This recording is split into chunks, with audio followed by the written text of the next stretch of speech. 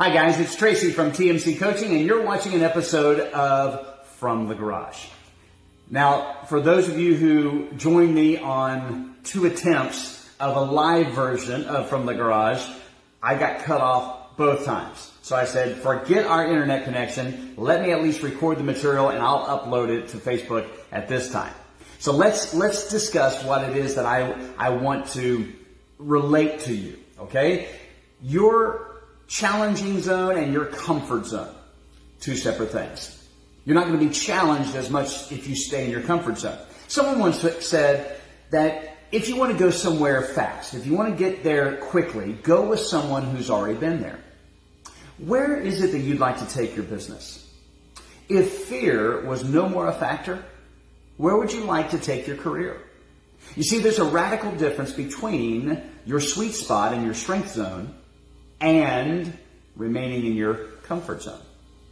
You're not going to be challenged like the man who spent 5 years pushing a red button, and having the press hit, red button, push, again and again, went to apply for another job and said he had 5 years of experience.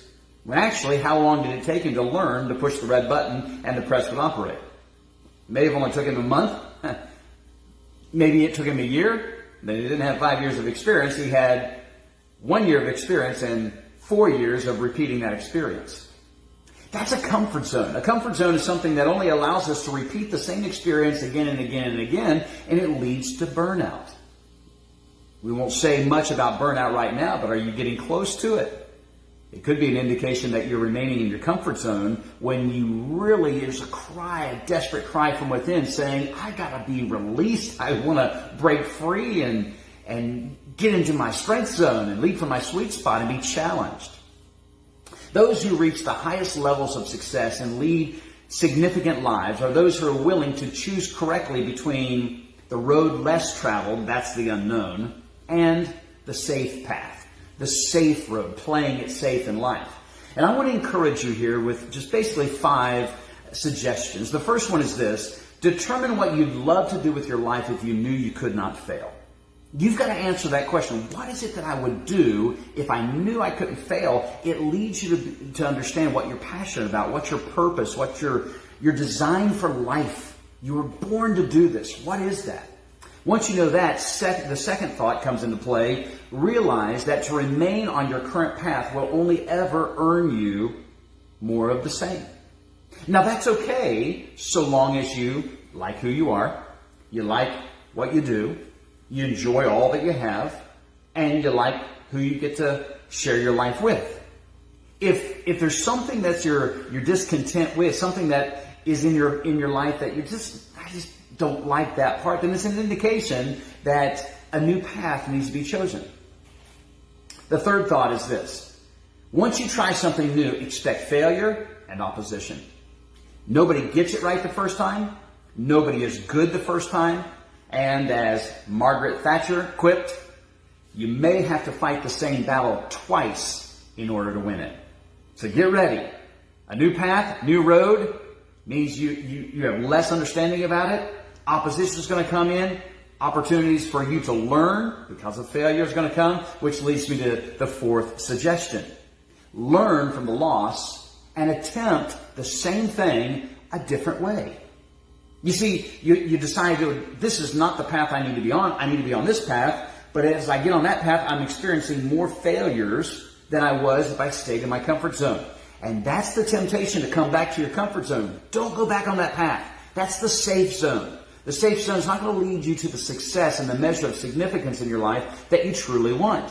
So stay in that challenging zone, leading from your sweet spot in your strength zone, understanding that failure is going to come, and when it does, learn from it, get the lesson quickly, and then adapt, modify, correct some behaviors, and make some adjustments and get a different result. The last thing, read from, follow, and find a mentor who is right now where you want to be, and use him or her as the resource to, number 1, escalate, and number 2, accelerate your journey. Remember, if you want to get there quickly, Find someone who's already been there. Use them as, that's the power of mentorship. It's so powerful. Now, I want you to remember the law of sacrifice always. The law of sacrifice says that you must let go of something lesser to grab hold of something greater. And while that may be very simplistic and elementary to most of us, you will always come up short of your true goal when you hold on to all that's holding you back. In a nutshell, that is the law of sacrifice. We have to learn to let go of competing commitments. We got to learn to let go of limiting beliefs. I'm not smart enough. I'm not fast enough. Yesterday, I put an episode that I actually reposted an episode because I knew I was going today on 3 or 4 times that I tried to do it from the garage and I just failed and I failed and I failed and I kept all these failures and I thought, what am I going to do with these? Oh, I know. I'll be open and transparent to my audience, you, and share with you, nobody gets it right the first time. So this is what I'd like to leave you with. Let go of what's holding you back. I'd like to say this. You got this. I believe in you. You need to believe in yourself. You need to believe in yourself and you need to let go of what's holding you back. Go for it. Play large. Plan big. Do the work. Trust the process. Always remember, in the words of Winston Churchill, never, never, never give up. And I'd only add, never give up on your dream. Thanks for joining me today on From the Garage. Go get 'em.